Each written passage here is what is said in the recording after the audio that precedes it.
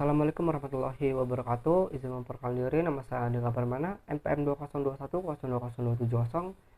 Pada kesempatan kali ini saya akan menjelaskan mengenai pembaruan hukum Islam dan tujuannya. Mari saja masukin materi pertama, yaitu apa pembaruan hukum Islam. Pembaruan hukum Islam terdiri dari dua kata, yaitu pembaruan yang berarti modernisasi atau suatu upaya yang dilakukan untuk mengadakan atau menciptakan suatu yang baru.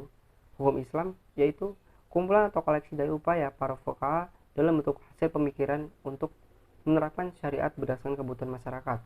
Dalam hal ini hukum Islam sama dengan fikih, bukan syariat. Pembaruan hukum Islam berarti gerakan ijtihad untuk menetapkan ketentuan hukum yang mampu menjawab permasalahan dan perkembangan dan teknologi modern, baik menetapkan hukum terhadap masalah baru untuk menggantikan ketentuan hukum lama yang tidak sesuai lagi dengan keadaan dan kemaslahatan manusia sekarang.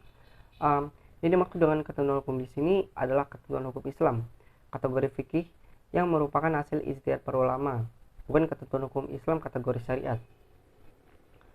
Apa itu pengertian ijtihad? Ijtihad adalah salah satu wacana dalam pembaruan. Secara terminologi, ijtihad adalah mengerahkan seluruh kemampuan dan usaha dalam mencari hukum syariat. Kata ijtihad itu hanya digunakan pada usaha yang memerlukan pengerahan tenaga semaksimal mungkin demi sebuah tujuan. Pembaruan juga dapat dilakukan dengan usaha-usaha pentahqiqan. Dengan usaha pentahqiqan ini akan terlihat keaslian dan kemurnian ajaran Islam. Cara ini lebih mudah dibandingkan dengan ijtihad. Meskipun cara ini barangkali termasuk dalam wilayah ijtihad, dikatakan lebih mudah karena hanya mengoreksi sebuah pendapat. Akan lebih mudah lagi bila kita memiliki fasilitas di atas. Gerakan mendobrak taklid dan menghidupkan kembali ijtihad untuk mengembangkan hukum Islam disebut gerakan pembaruan hukum Islam, sebab gerakan itu untuk menetapkan ketentuan hukum yang mampu menjawab permasalahan dan perkembangan baru yang ditimbulkan oleh kemajuan ilmu pengetahuan dan teknologi modern.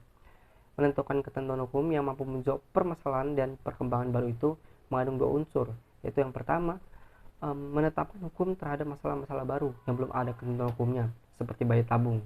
Yang kedua, menetapkan dan atau mencari ketentuan hukum baru bagi sesuatu yang sudah ada ketentuan hukumnya, tapi tidak sesuai lagi dengan keadaan dan kemaslahatan manusia masa sekarang. Contohnya seperti Izzat Ulama sekarang ini telah memperbolehkan perempuan menjadi pemimpin atau kepala negara. Padahal Izzat Ulama terdahulu menetapkan bahwa perempuan tidak boleh menjadi pemimpin kepala negara. Masuk kepada tujuan pembaruan hukum Islam. Pembaruan hukum Islam merupakan suatu keharusan, bahkan kewajiban yang mutlak. Pembaruan atau modernisasi berarti berpikir dan bekerja menurut fitrah atau sunatullah yang hak. Sunatullah telah mengejawantahkan dirinya dalam hukum alam, maka untuk menjadi modern manusia harus mengerti terlebih dahulu hukum yang berlaku dalam alam itu. Manusia karena keterbatasan kemampuan tidak sekaligus mengerti sunatullah itu, melainkan sedikit demi sedikit dari waktu ke waktu. Sejak awal hukum Islam sebenarnya tidak memiliki tujuan lain kecuali kemaslahatan atau keadilan manusia.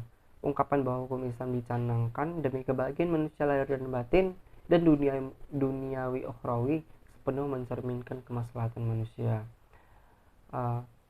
Mungkin hanya itu dapat saya sampaikan, kurang lebihnya saya mohon maaf. Saya akhiri, wassalamualaikum warahmatullahi wabarakatuh.